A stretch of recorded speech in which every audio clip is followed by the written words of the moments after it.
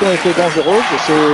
C'est très bien parce qu'ils s'en sortent bien là, Pédran. Dès que Brest commence à accélérer, c'est peut-être un petit peu plus compliqué. Il ne faut pas que Brest trouve des passes entre les lignes de Pédran.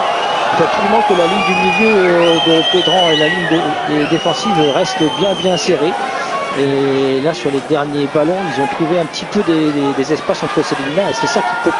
Oh, le ballon en profondeur pour Diallo. Diallo, Baron encore. Quelle parade encore de Florian Baron, parce que là, ça fait deux grosses occasions pour Brest. Là, un ballon en profondeur pour Habib Diallo qui avait presque tout réussi sur cette action, sauf la finition dans son face-à-face avec Baron. Deux chaudes occasions en 2 minutes pour le Stade Brestois. Premier corner du soir pour les Finistériens. C'est joueur de temps avec Belot qui centre au deuxième poteau. Il y a du monde avec une tête et Baron encore finalement qui s'interpose sur cette reprise de la tête d'Anthony Weber. Il est peut-être en train de dessiner les contours du match de sa vie. Florian Baron, il est chaud, c'est bon. Il s'est chauffé. Il va faire 3 arrêts consécutifs, là, 3 bons arrêts. Donc c'est plutôt intéressant sur un match de Coupe de France. C'est souvent les gardiens qui, dans les exploits, sont présents et réussissent des gros matchs. Signalé par les assesseurs de Benjamin Le Paysan, l'arbitre de cette rencontre. Les assesseurs, on n'en a pas parlé, mademoiselle Anaëlle Loindon et Alexis Auger qui sont là pour assister monsieur Le Paysan. On note qu'il n'y a pas de 4e arbitre dans les matchs comme cela. Et le 4e arbitre, tout comme les 17e et 18e hommes sur les feuilles de match, 2 remplaçants supplémentaires. Ce sera en 32e de finale pour l'entrée des clubs de Ligue 1, dont Guingamp. Ça sera au début du mois de janvier, le week-end du 6 janvier, je crois. Le ballon sur le côté droit pour Pédran avec un bon numéro là, je crois, de Guillet qui lance ses bidements, pardon. Puis voilà, il y a eu un accrochage avec Mathias Sautrette, monsieur le paysan, qui met le sifflet à la bouche et qui signale une faute de Cédric Bidemont, l'un des tauliers de cette équipe de Pédran. Faute sur retraite, ballon rendu au Brestois avec un coup franc au milieu du terrain. Avec Sissoko maintenant qui donne sur Alexandre Coef au niveau du rond central. Coef ligne médiane pour Gaëtan Belot. Le long ballon de Belot en direction de notre ami Butin. La balance australien, c'est mis en touche par Maxime Audin. Un nouveau ballon pour les Brestois qui monopolise de plus en plus. Le ballon évidemment maîtrise technique et dans Quentin Bernard sur le côté gauche. Bernard est bien gêné par Alexandre Lehaut. Gros pressing d'Alexandre Lehaut là, qui oblige les Brestois à revenir dans leur camp. Weber pour Alexandre Coef. Maintenant au niveau de la ligne médiane, on trouve les joueurs entre les lignes. Et Fossurier a manqué sa passe en direction de Belot. Mauvais ballon là de la part de Chapin en direction de Lepage. Récupération encore. Il y a hors-jeu de Diallo. Hors-jeu de Diallo, oui. De toute façon, il y a eu un très bon retour d'Alexandre Nalepa. Tout franc en Brest. Ça se tend un peu. Oui, ça se tend un petit peu. Alors le Stade Brestois va tenter les passes entre les lignes, comme on le disait tout à l'heure, mais va aussi tenter au-dessus des lignes. Quand c'est trop serré, ils alternent les deux.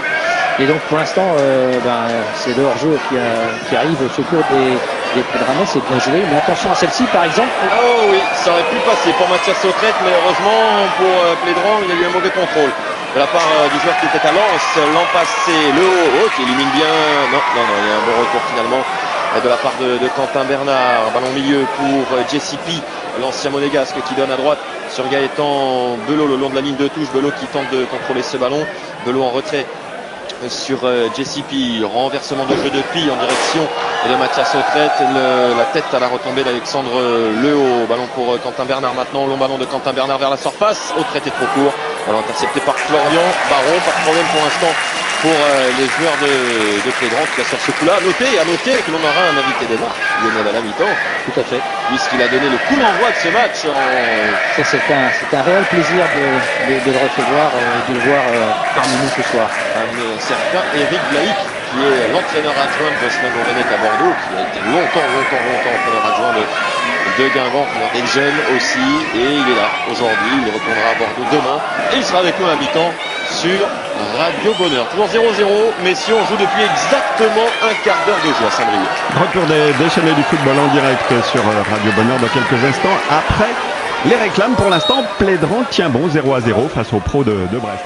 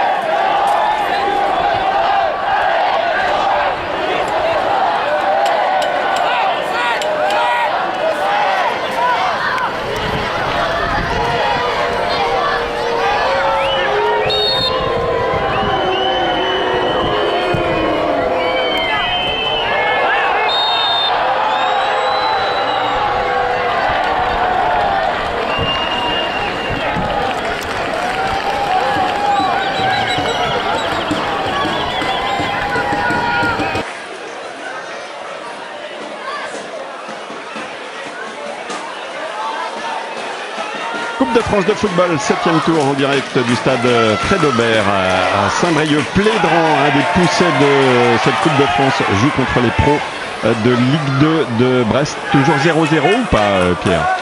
Toujours 0-0. Ah, ça tient bon. Hein. Jeu. Exactement. Ça tient bon, parce oui, qu'hier, je suis allé voir le match à Saint-Brieuc hier au stade Fred Aubert, là où vous êtes cet après-midi.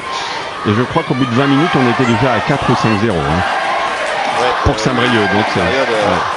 Attention à ce ballon entre les lignes encore, et ce ballon plutôt dans le dos de la défense de Plédran. On voit une équipe de Brest appliquée qui tente de faire courir, comme vous le disiez Lionel, cette équipe de Plédran. Elle est appliquée, techniquement c'est pas forcément facile sur ce genre de terrain, mais il y a une défense en face qui tient bon, et quand Baron est un petit peu battu, comme il y a eu une petite situation là tout à l'heure, c'est sa défense qui vient à son secours.